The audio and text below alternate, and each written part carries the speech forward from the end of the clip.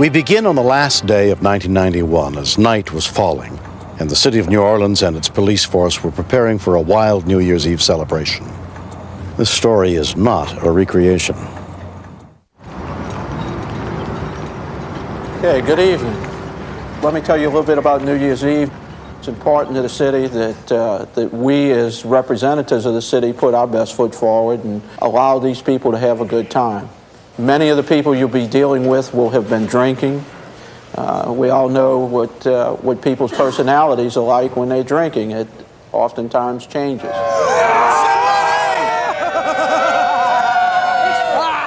As the countdown to New Year's draws near, the crowd of partygoers on the streets of the city swells.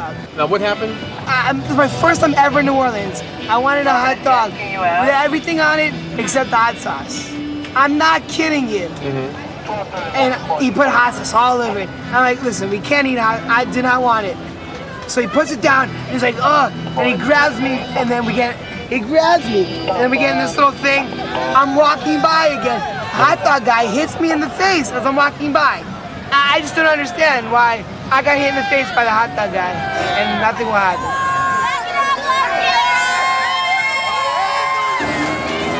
11:45 p.m. Sergeant Marlon DeFillo is patrolling uptown New Orleans. Okay, we have shots fired in the 2800 block of Washington. We heard a police officer call for assistance, indicating that shots were fired, that they were being fired upon. You could hear in the tone of his voice that something very serious was happening. Where's the victim of the robbery? The guy just jumped out and waved a gun in my face first and said, give me what you got. Tanya was screaming. At that point, we had two police officers working in private detail there. They witnessed the robbery in progress of the couple, and they intervened. The two suspects got into a Blazer and fled. Yeah, shot the window out of my car. How many people were shooting out of the Blazer? Just one. As he passed us, but he saw the police in the car, he turned, shot at us, and blew out my passenger window. Perpetrators bailed out of the vehicle, and we pursued on foot. I couldn't keep up. I lost him. Officers seal off the area. I'm in the backyard, 1500 Washington, checking. He went over the fence heading in the uptown direction to a backyard.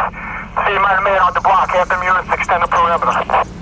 We got Britannia, Connolly, St. Charles, and Washington covered. I think he wants to cover it also all the way to 6th Street.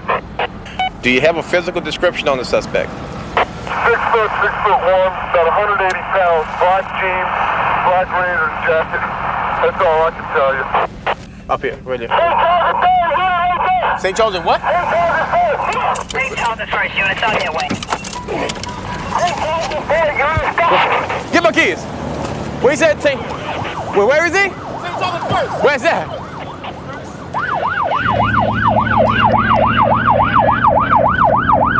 Between second and first, 10-4. Between second and first, and he's definitely back there. He is definitely in the backyard.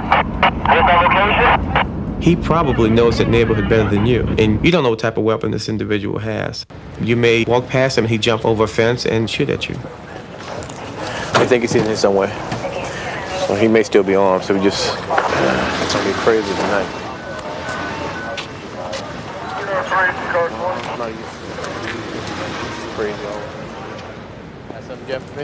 Canine Officer Harold Chambliss and his dog Max are brought in to help with the search.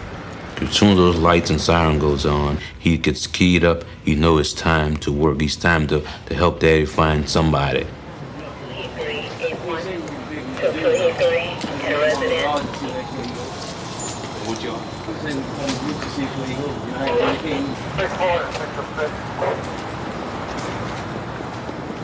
The dog works on hot scent. If you hiding from the police, you can be scared. Your body will give off an odor.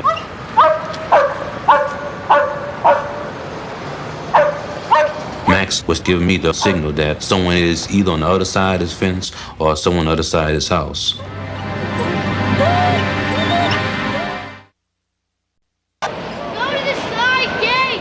At about that time, we see two young boys stick their head out of a window on the 3rd floor. We wanted to keep constant communication with them to make sure that the doors were locked to the rooms and just keep their head in the window. To the right. Their great aunt was also inside of the home, but she was on the first floor.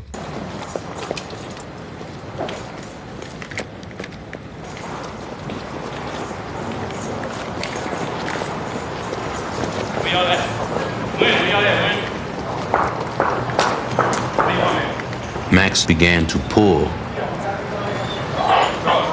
This guy is very, very near.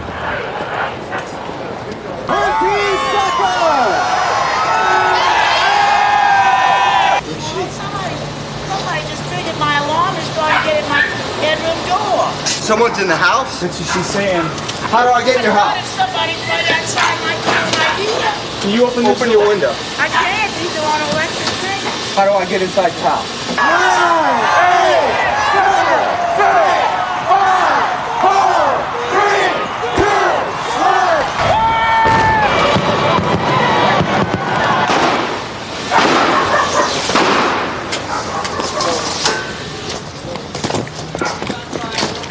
What happened? We're at. All right, stay down. When the gunfire erupted, that's when I took cover. I didn't know where it came from. I didn't know whether they were shooting at me. He just kicked out the glass in the front right side of the house. He's in the house. All right, watch out. Watch out. Sergeant Thomas Harrington is the first officer to enter the house. This was a desperate person trying to get away from the police. There's not a whole bunch you can do to protect yourself against somebody like this. There's just not. Draw. Draw. Yeah. Let me in that window. He's right here. He's in here. He's in here. All right. Tell him to hold it outside. Let me in that window right here. He's all right. Got footprints all the way back here. What floor are these kids in? We started a room-by-room search of the residence. We don't know where he's at. Stay back. All right, watch the kids now. First thing that's going through my mind, this guy would try to use these kids as hostages. I got low, you got high. Take high, I'll take low. LC, I got you back, bro. All right, hold up, freeze. Let me check. I don't know where we're at. Open door, hold on. When this was happening, I thought about a wild animal in a cage. When a person is in that state of mind, he or she will do anything. Stay here with this door. Okay. Okay, watch yourself. I'll take to the right. Just watch where you're going. Watch yourself back. We saw a lot of blood. He had tried to kick out plate glass windows and apparently had cut himself pretty bad. Let's get these kids out of here. He was pulling so vigorously, decided to cut Max loose.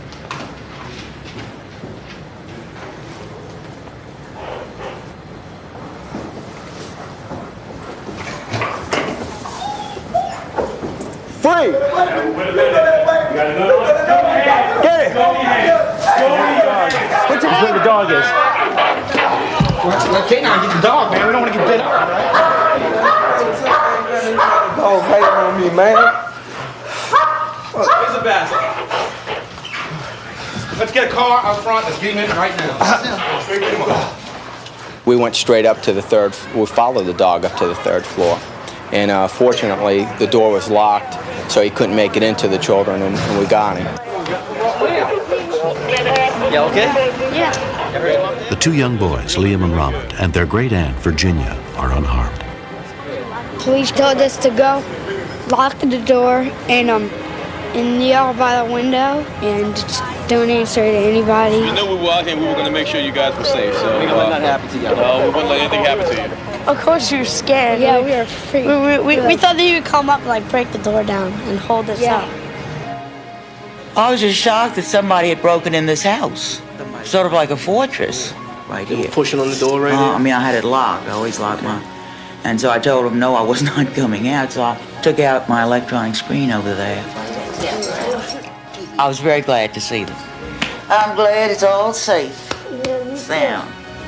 Y'all did good upstairs. I was very concerned that my children may have been harmed, so I was relieved And I was concerned about my aunt who lives on the first floor of the house. And I discovered that she was okay, and that's really all I cared about, was to make sure that everybody was all right. I'm worried about you being safe. You got the flu. I'm glad y'all are safe. You got the flu. Y'all are safe. Y'all did a good job. Cinderella. I think that the New Orleans, the police department, #1. I am so happy with those guys. I could cry. They did a great job, and they took care of my family. And I can't thank them enough, and it brings tears to my eyes because they did a good job. It was a situation that could have turned into a tragedy, but all we have are broken windows. My hat goes off to every one of them. The suspect pleaded guilty to armed robbery and was sentenced to prison. A second suspect was picked up the next day, pleaded not guilty, and is awaiting trial. On February 13th, 1988, in Laramie, Wyoming, some teenagers with a local church group headed out to go snow tubing. On that day, they discovered that life sometimes deals us challenges that can test our strength and our ability to overcome adversity. It's a little frightening to think that so many people take families up to steep mountainous areas to go tubing and don't realize how really dangerous it is. We average a death and a paralysis per year. And this is just one small area where we live here with a population of only 25,000. Dana Williams had organized the church youth group outing that day, which included her 17-year-old daughter, Shauna. Shauna and Tana and Joe headed up there, up the hill, and got up there, and a couple of the other boys started down on their inner tube.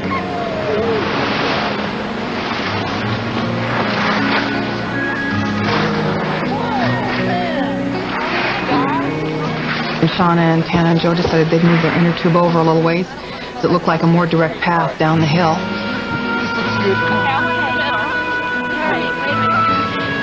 Ready? Ready?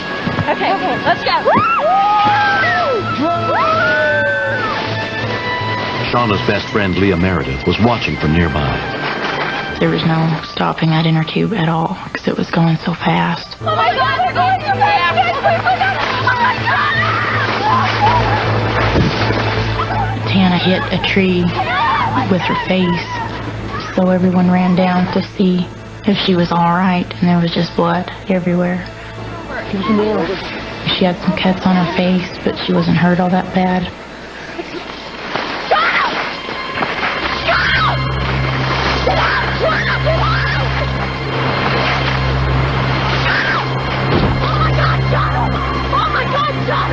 And I ran up there and I said, Shauna, are you all right? And Shauna's head popped back and her eyes got about as big as saucers. And I thought she was dead. A bystander ran for help. EMT Jim Choate happened to be cross-country skiing in the area. I need some help. There's been a girl hurt up on the hill. You ever heard of her? Where's she at?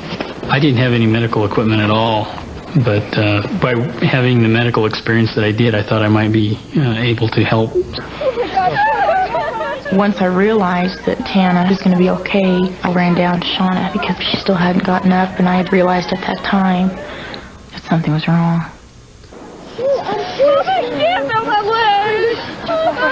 And I said, are you okay? Are you okay? And she said, Mom. She said, Mom, am I dreaming? Wake me up. I can't feel my legs. We're going to get you off the mountain. We're going to get you to the hospital. You're going to be fine. And about that time, out of nowhere, came the EMT. Hi, my name's Jim. I'm an EMT. What happened? I was so thankful that somebody was there that could take charge and do what needed to be done. I want you to squeeze for me, okay? When I was doing my initial assessment, she said she had no feeling in her legs. Also, she complained of some severe chest pain. Push on my hands. It appeared that her level of consciousness was going down and we needed to get her off the mountain. A call for help sent a medic unit from the Laramie Fire Department to the scene. What I'm going to need is I'm going to need a jacket, a vest, something small from something to use as a sea collar. Does anybody have a... Time was critical if she had a ruptured aorta or anything like that. And so we fashioned things that we could just to get her immobilized the best that we could and get her down the mountain.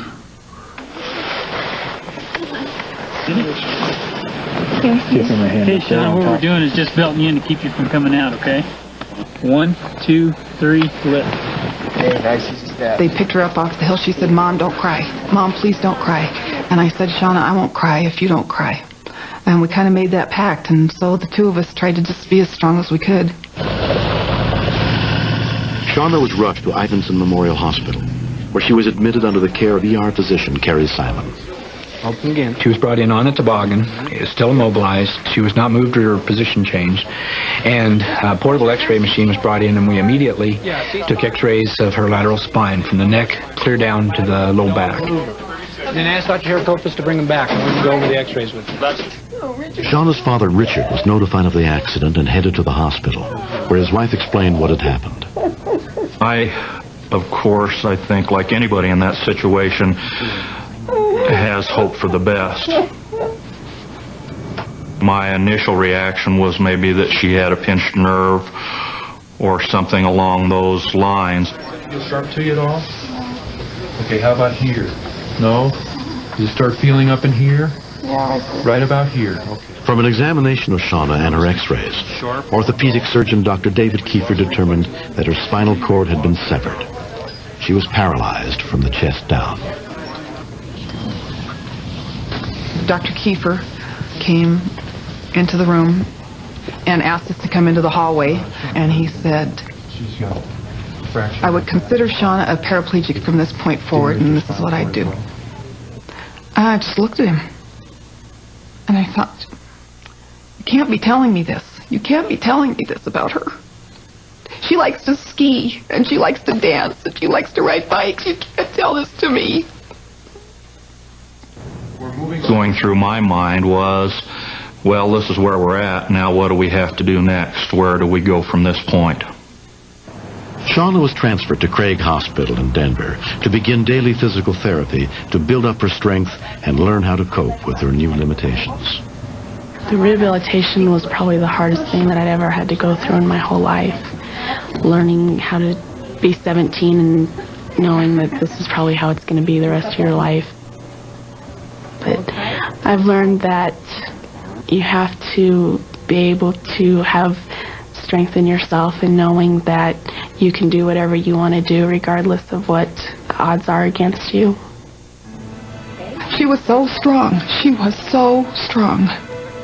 That's the way. Richard and I were just sitting in there one day, and poor Rich put his head down on his arm there in the hospital and just started crying, and she reached over with her hand on his head and she said, "Don't cry, Dad. It's not so bad." In the 4 years since the accident, Shauna Williams has rebuilt her life. She now works at a bank and lives on her own. It's really nice knowing that I can live by myself. So when I very first came home from the hospital, I didn't think that was ever going to be possible. You can use that one. I admire Shauna's strength a lot because I feel that if I was in that situation, I don't think I would be as independent. I don't think I would be as strong as she is, and I really admire her, and I always have. I had always ridden horses before my accident, and so after the accident I decided that I wanted to try it again. And when I came back home, then we got the horses out here and started riding, and it's wonderful. It's a good way to get up and out of the chair. Our dreams really are to be able to start a handicap, wheelchair accessible dude ranch where differently abled people can come and ride horses and go fishing and go snow machining. I would hope the future would hold being able to walk again, but if it doesn't, that's fine. I'd like to live on a ranch, raise horses. It'd be wonderful. It doesn't matter if you're in a chair or if you're walking, you can do anything you want to do. You might have to do it in a little bit different way, but if you really want to do it, there's nothing that can stop me from doing things that I want to do. I don't feel there's anything I can't accomplish, ever. The 1990 holiday season was especially joyful for Scott and Karen Hoyt of Austin, Texas. They were looking forward to the birth of their second child.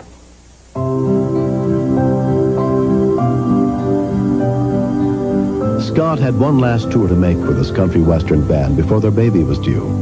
So Karen was home alone with her 4.5-year-old daughter, Erica, over Christmas weekend.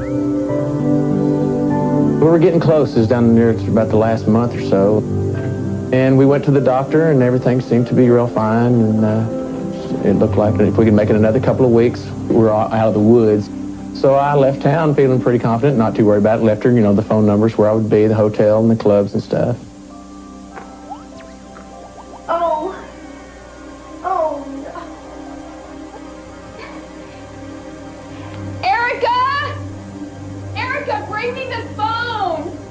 Mommy said, oh my gosh, and I ran in the bathroom to see what was happening, and there was blood in the toilet. What's all that blood? Oh, honey, I don't know. I was real scared.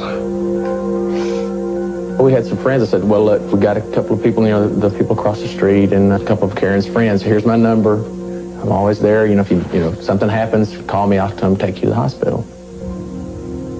Nobody was home. It's like, a holiday weekend. A lot of people had gone out of town for Christmas, visiting family. Nobody was there. Emergency ambulance. I need ambulance. Okay, where are you, ma'am? 1, 2. At 10:34 a.m., a call came into Austin Travis County 911. I'm 8 months pregnant. I'm just gushing blood everywhere, and I can't find anybody to take me to the hospital. Okay. EMT Lori Cash took over the call. Okay, ma'am. Uh-huh. You've had prenatal care? Yes. Okay. I just went to the doctor yesterday. Okay. I mean, it's just gushing out like as if my water broke, but it's just blood. Okay. Listen to me, okay? I've got the ambulance on the way. Are you having any contractions? No, not at all. Not at all? Not at all. Okay. And how long ago did the bleeding start? Ma'am? When did the bleeding start? Just about 3 minutes ago. I've just been trying to call my neighbors. I can't get anybody at home. Okay. I want you to be reassured that the ambulance has already been started. Right. Okay, and this is the house. Right. Okay, I want you to be assured they've been started. Okay. Karen had been diagnosed with a high-risk pregnancy condition called placenta previa. If the placenta ruptured, she could bleed to death in less than 30 minutes without proper medical care. Is this your first child? No, it's my second. I have a 4.5 home with me right now. Okay. When your water broke with your other child, is this similar but it's bloody? It's similar, but it's just pure blood. Okay. And there was no expected complications or anything? Well, starting out, I had complete placenta previa. But my doctor thought that it had moved, and I've had no complications. He was going to do another sonogram next week. I'm due January the 28th. When she told us that she has a history of placenta previa and the way she was hemorrhaging, in my heart, I didn't feel the baby was going to make it. And does it feel like you need to use the restroom? When the placenta ruptures, it cuts off the baby's supply of oxygen. Without oxygen, a baby has only minutes to live. A little girl with your child. Okay. Do you feel weak or nauseated? Or I feel a little bit weak with all this blood coming out of me. Okay. I don't feel nauseated. Okay. And can you tell if your skin color is normal? Normal. Okay. And do you feel like anything's bulging out? Or bulging out? Yeah. You know how when you were going to have your first baby, how when the head was trying to come out, you could feel that bulging? No, I don't feel that. Okay. What I want you to do is stay on the phone with me. You are sitting down? I'm sitting on the toilet. Okay. I want you to get off the toilet, okay? And either sit in the bathtub. I'm just in a half bath down here. Okay. Do you have a portable phone? Yes. Okay. I want you to take the phone and go into the bathtub or into the best bet would be into a bathroom floor and sit on some towels, okay? The mess can be cleaned up later, but what we found, we don't want you on the commode because if your baby's born, then it goes into the water. Okay. Oh, blood's going to get all over the carpet. Okay, if you want, you can just sit down in the floor where you're at now. Go upstairs and get Mommy a bunch of towels. Okay, if that's if you can feel real weak. Yeah, just why don't you go ahead and sit down in the bathroom where you're at, but get off the commode. Erica, just get me some towels. In the bathroom, baby. I think I'm fixing to faint. Okay, that's why I want to stay on the phone. But first she was real coherent, real clear, and then she started fading, and she started sounding real weak and faint and real slurred speech and real disoriented. My real concern was she's bled out a lot more than I'd thought. and that we were going to lose her. When we continue. I thought that Mom was going to die. Send in some help to help your mommy, okay?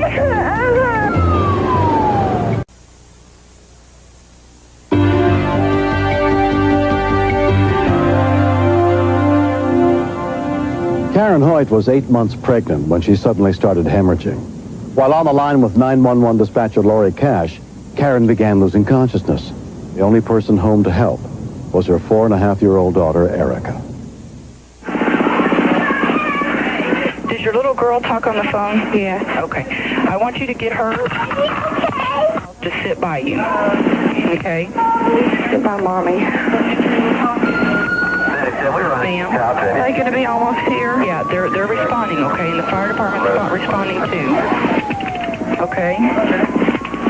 What I want you to do is the little girl sitting by you? Okay. I want you to tell her that you're okay. But if for some reason Mommy can't talk on the phone anymore, for her to pick it up and talk to me. Okay, if Mom can't talk on the phone anymore, you need to talk on the phone, Erica. My panic about it was that she was there and her 4.5-year-old was there with her. And for a 4.5-year-old to see that was really bothering me, but we needed her help. She could tell me if Mom was making noises, if Mom was talking, if Mom was moving. She was my link to watching Mom. She was my eyes. Ma'am? Hello? I'll hold it for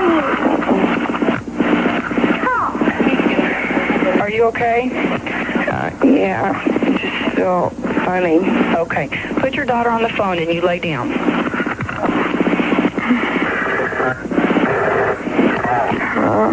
Okay, ma'am, where's your husband at? He's out of town. Okay. Put your daughter on the phone. Tell her to talk to me on the phone. On the phone? Yes. Put her on the phone so I can talk to her. Hello. Erica? Hi, this is the ambulance, okay? I want you to be a big girl and help me a bunch here, okay? Okay, hon, listen to me. Mommy's gonna be fine, okay? I know you are, hon, but Mommy's gonna be just fine. All I could picture was her little face, and just the little voice behind it was just hysterical and nervous and upset. I think what I could do at this point was reassure that Mom was going to be okay on her level. Talk to her as a mom, as you talk to your child. Okay, that blood can be cleaned up, hon, but it's going to be all right, okay? But my mom is having a baby. I know. You're going to have a brother or a sister, huh? Okay, that's why I'm sending somebody to help your mommy have that baby. I was just so afraid Erica would not leave Mom's side to let us in, that I really was trying to make sure Erica didn't see any fear in my voice. I know you're scared, but everything's going to be just fine. Mother's phone number? Yes. Is area code 409-983. I really felt that it was just her last gasp. That was her last words. Let my mom know, and these are her numbers. Because she was just as coherent and clear as when she dialed 911. When she went immediately back unconscious, I thought she was dead.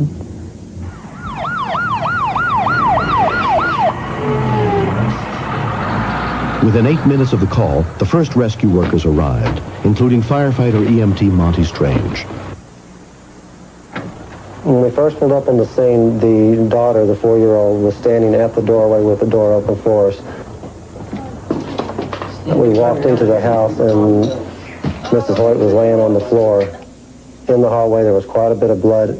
After you get the oxygen set up, go ahead and take care of the little girl. We got her on the oxygen, which is both good for her and the baby, even though the baby is unborn. It was up in the air at that time. It would be really hard for me to call on whether they were or not going to make it. Within a minute, paramedic Will Neely and his partner arrived.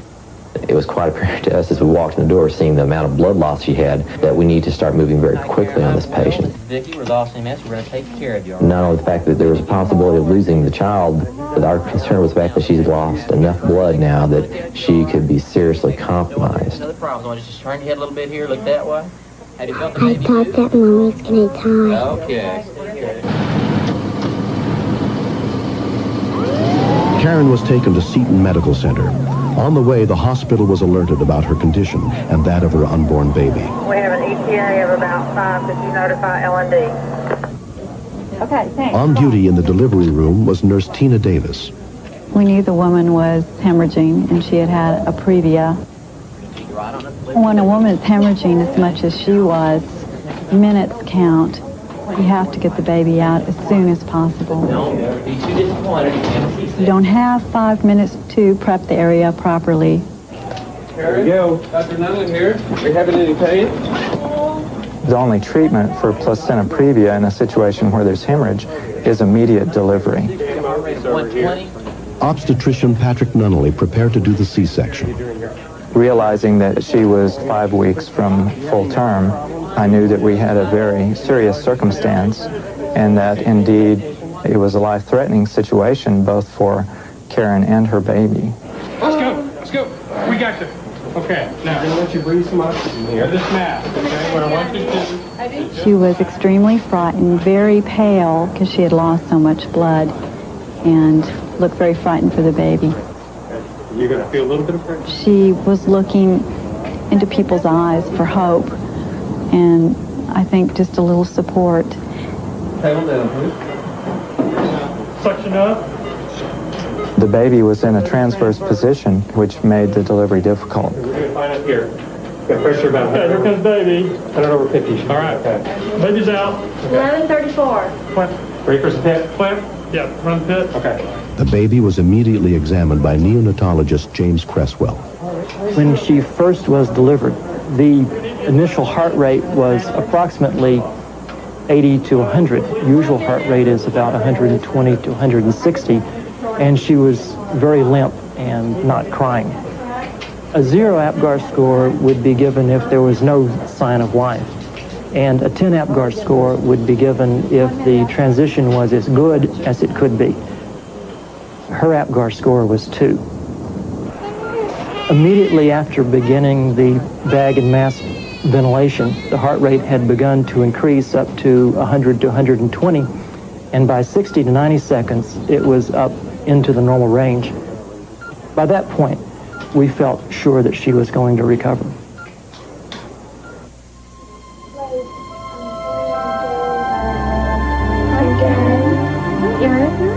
When I woke up in the recovery room and I was alive, and the first thing they said to me was that I was okay. I'd had a little baby girl, and she was doing fine. She looks just like you, honey. Oh. And I just went, thank you, Lord. I was just felt very blessed. Hi, look what I brought for you. They brought Aubrey in, and I had Erica sitting next to me, and I was holding Aubrey. And it was just the most wonderful feeling.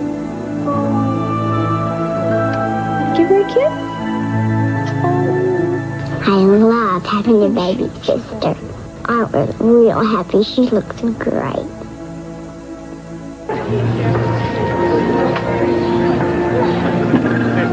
Six months later, the Hoyt family finally got a chance to meet dispatcher Lori Cash. Are you Lauren? Hi. Oh, so glad to meet you. Glad to meet you. That's Erica. How are you? You brought me some flowers. You're so pretty. Oh, I'm so glad to meet you. So much. Hear everything you did for us. Oh. I'd really like to thank Lori for being there for me and for being there for Erica. Oh, I'm just so glad. I don't know what Erica would have done if she hadn't had someone to talk to. And I think Lori just really made Erica feel secure. Big hug. I was glad I was there to answer the phone, and I was glad that she was intelligent enough to talk to me when Mom went unconscious. And that just makes me feel good to know that I'm that somebody and that I can pick up the phone and tell somebody how to attempt to save a life. Such a beauty to gaze upon, with her blue jeans and halo on. Straight from heaven, I know she was sent to me. One of the main things it did is just brought reality home real quick. The career and everything's great, but the family definitely comes first. I'm just thankful that it turned out the way it did, and Aubrey's doing fine. We're a big, happy family now.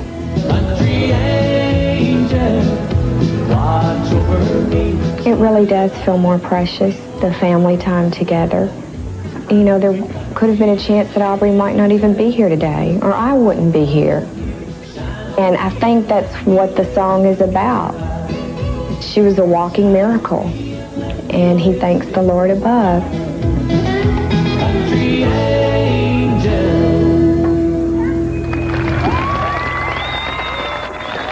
Placenta previa is a condition that can be easily diagnosed and monitored by a doctor during pregnancy. This program contains true stories of rescues. All of the 911 calls you will hear are real. Whenever possible, the actual people involved have helped us reconstruct the events as they happened.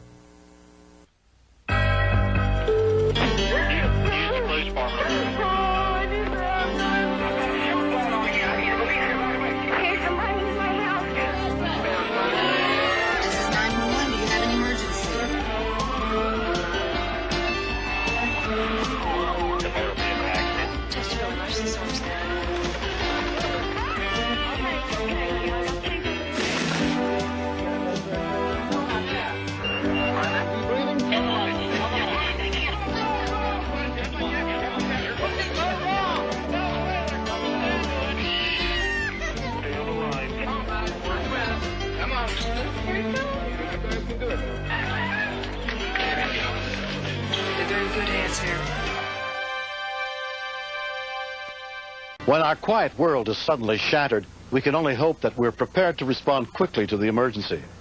For Jennifer Wellborn, that moment came on the afternoon of July 15th, 1990, outside her home in Guthrie, Kentucky.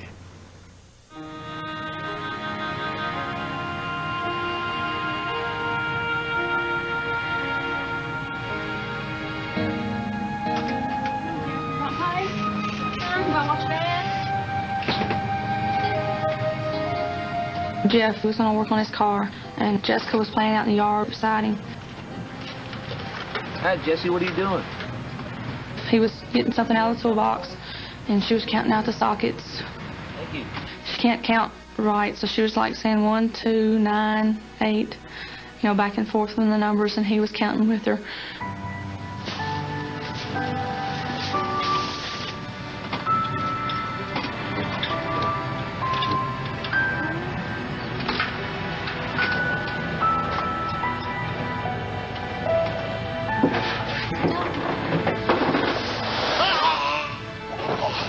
I heard him squeal, so I looked back over towards him. He was struggling, trying to push the car like away from him, and all of a sudden it rolled the rest of the way down on his neck and head and chest, and he just stopped moving, just all at once, just laid still. First thing I think it was just get it up off of him, so I tried picking it up on the fender wheel, and it wasn't budging at all. I stepped across him, looked at him. His eyes had already rolled back in his head. His face was turning blue. His lips had turned blue. And I ran back in the house, trying to get some help. I couldn't hear anything. It wasn't ringing or anything. Jennifer could not get her phone to work. Help! Somebody help! Help! Come on. From across the street, Patricia Pearson heard Jennifer's cries. I come out of the house, and I went around the car, and her husband was up under the car, and we was trying to lift it off of him, and we couldn't. And I felt bad because he was just laying there. He was just lifeless. Can't get it off! Come on, move! And we tried lifting it from the side Jeff was on as hard as we could, and we couldn't move it. Help! Somebody help! Help! Come on! The car fell, Jeff. I think he's dead! Next-door neighbor Tim Pulley, a volunteer with the local rescue squad, also heard Jennifer and called the Todd County Emergency Center. I need an ambulance and the rescue squad, single 9. 10-4. The county's volunteer rescue squad was immediately notified of the emergency. Squad members, we have a medical emergency. Paramedic Scott Marshall was at home when the report came across his radio. I knew that with a car on somebody like that, that they were going to need help quick.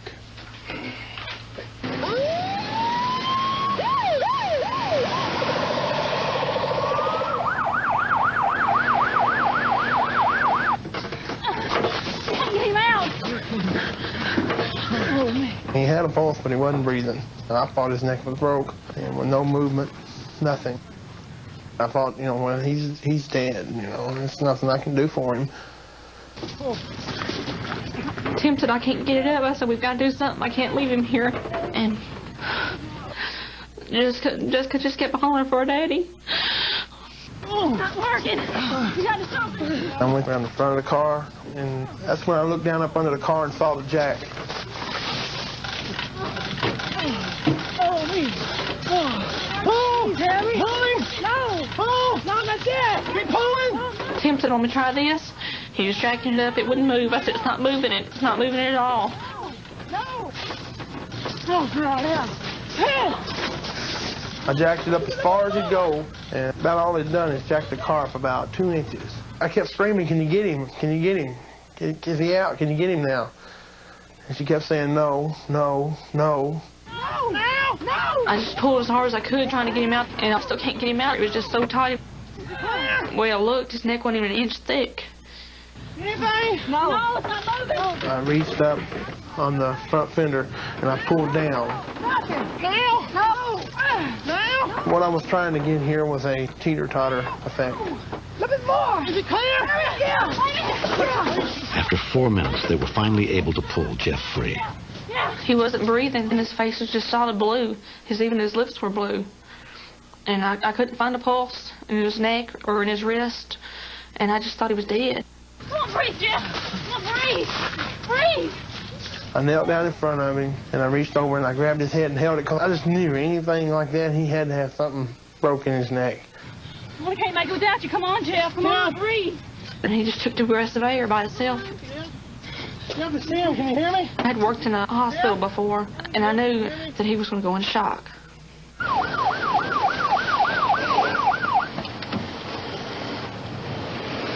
Paramedic Marshall got to the scene in less than 4 minutes. Once I got out of my vehicle and over to Jeff, I saw that he was unconscious, that he was cyanotic, and his respirations were practically zero. He was having maybe 3 or 4 respirations per minute.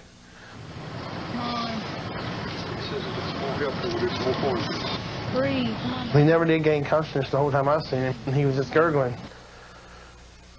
like he was gurgling on blood. They just kept saying, he's going to be okay, he's strong, he can handle it. And I said, I don't know this time. Nothing's ever happened like that. I mean, we've been married ever since I was 15 years old. I never thought about losing him. The nearest trauma center was more than an hour away, so a life flight helicopter was called in to transport Jeff. One of the ambulance drivers said, you can't go with him. I said, no, I've got to be with him. I thought if he died before I got over there, I'd never see him again. But there was no room for Jennifer on board the helicopter, so Jeff's parents drove her the 50 miles to Vanderbilt University Medical Center. I asked, where was he? And they say he's here, they're working on him. They had given him a shot to paralyze him, and they were running a CAT scan. There was, a good chance there would be brain damage. Jeff was moved to ICU and put on a respirator to help keep him alive. After 2 days, there was still no sign of improvement. Jeff, can you hear me? I was standing there beside his bed. Can you hear me, baby? He opened his eyes, and he held his arms up like he was cradling the baby. Kids? I said, the kids? He said, yeah. He shook his head, and I said, the kids are fine. They're at my dad's. They're going to be okay. We just got to worry about getting you okay. You're going to be just fine. I thought he was lucky not to have died on the scene. So anybody this lucky's got to make it. Anybody that's got a next door neighbor that can bench press a Trans Am's got a chance. Within a week, 24-year-old Jeff Wellborn was released from the hospital.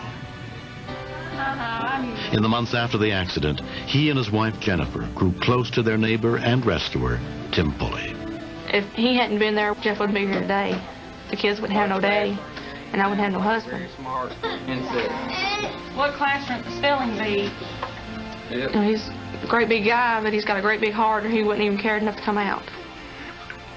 Okay. Well, I was made this size for some reason. Maybe that was it. I wouldn't took a nickel for a pound of it that day. It's only the sun in the moon. What's the name of Rick? I shook his hand when I got out of the hospital. Told him what good deed he done. If there'd been anybody else around there, I don't believe they'd came out and helped. But I'm glad he did. What superhero? I think when people are in a hurry and trying to work on something and don't take the right safety precautions, that this type of accident is going to continue to happen. If you're going to work on your own vehicle, use some common sense. You know, secure the vehicle, scotch the vehicle, keep it from rolling back. We don't take it for granted anymore that we're together. Every other anniversary, he's always worked and I've always worked. This time, we both took off and stayed together the whole day. Whenever we do it together and make the most of what we got.